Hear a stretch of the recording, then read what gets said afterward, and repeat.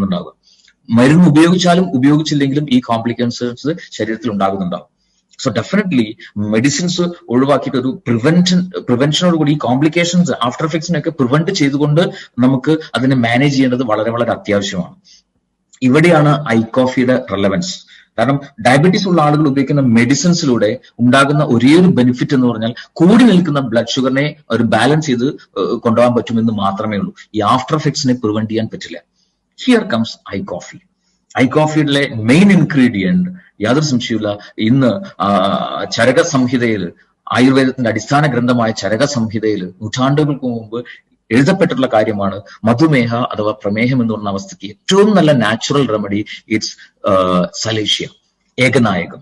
ഈ ഏകനായകത്തിൽ നിന്നും ഷുഗറിനെ ബാലൻസ് ചെയ്യാൻ സപ്പോർട്ട് ചെയ്യുന്ന സാൽസിറ്റാൾ എന്ന് പറയുന്ന പേറ്റന്റഡ് ആയിട്ടുള്ള മോളിക്യൂൾ സെപ്പറേറ്റ് ചെയ്തെടുത്തു. ആ ഏകനായകം പ്രധാന